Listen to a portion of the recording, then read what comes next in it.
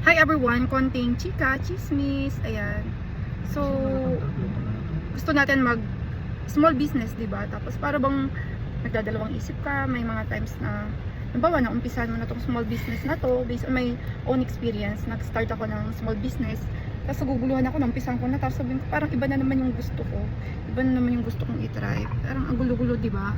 Kung na-experience nyo din yun, yung same na nararamdaman ko. Parang mabilis magsawa. Parang puro umpisa lang. Walang nangyayari. Hindi man lang challenge yung sarili. Tapos gusto iba na naman. Ulit-ulit lang, ganun. So, may mali sa atin or may mali sa akin. Naramdaman ko yun. Kasi, syempre, dati actually, yung mga naranasan kong small business is hindi talaga siguro para sa akin. Like, kasi nag 2 years din yung namin business na computer shop. Tapos syempre, seasonal, nabago na naman, hindi na siya uso, mahina na talaga, kaya nagtagal din naman siya.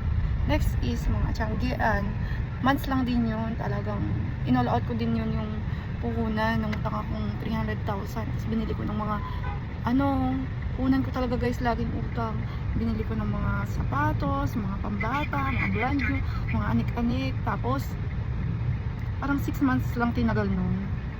Parang ang hirap-hirap din kasi mag-live selling, walang katuwang sa buhay.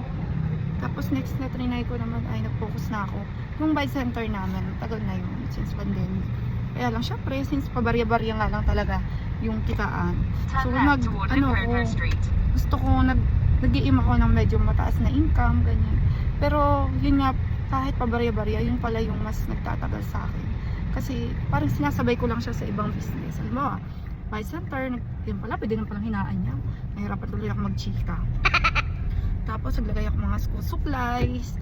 Tapos, bills payment, remittance, Gcash in cash out. Laking tulong kasi forever na yung buy center.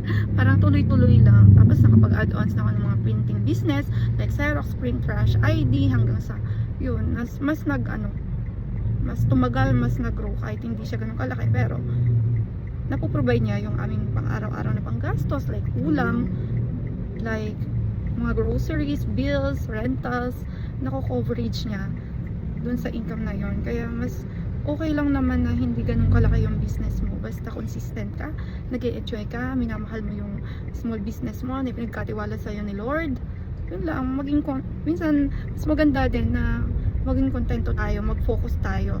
Pero, hindi naman sa makontento ka na lang na hanggang dyan na pag alam mo, okay na, continuous na yung small business mo, saka lang ikaw magdagdag ng another, saka ka lang sumubok ulit.